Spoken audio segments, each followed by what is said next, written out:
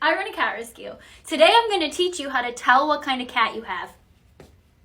Now you're probably like, Abby, I have a Sphynx. I already know that. Okay, if you have like a super fancy cat, like a Scottish Fold, a Cornish Rex, a Sphynx, a Savannah cat, I'm not talking to you. I'm talking to people who have a cat that they're like, I don't know, it's brown and striped.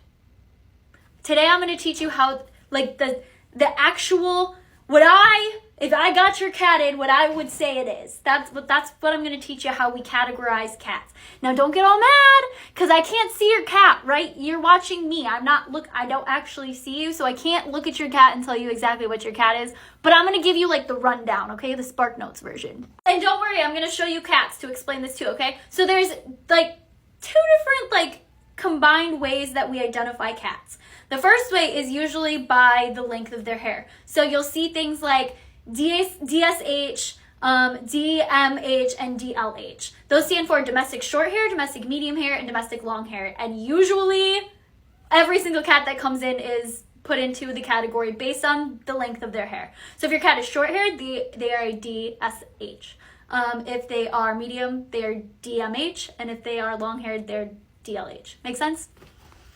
So then behind whatever length of hair they are, we describe their markings, usually by color and then by, like, the pattern. So let me show you some cats and I'm going to tell you what they are, okay? It gets a little confusing when it comes to, like, calicos. We'll get to it.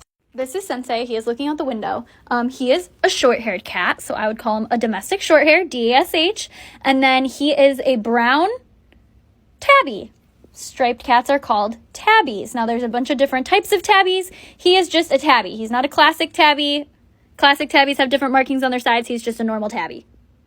Domestic short-haired brown tabby.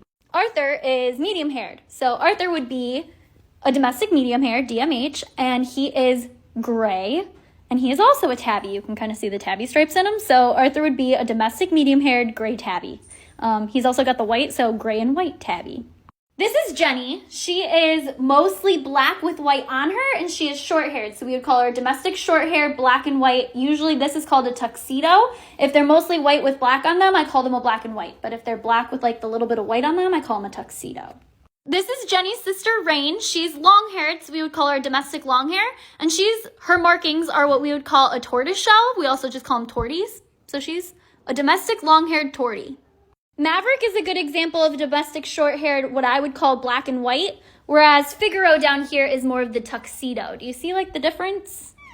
And see how Lila's a calico, but it's gray instead of black? We call that a Duluth calico. So she would be a domestic short-haired Duluth calico. Hope you learned something new.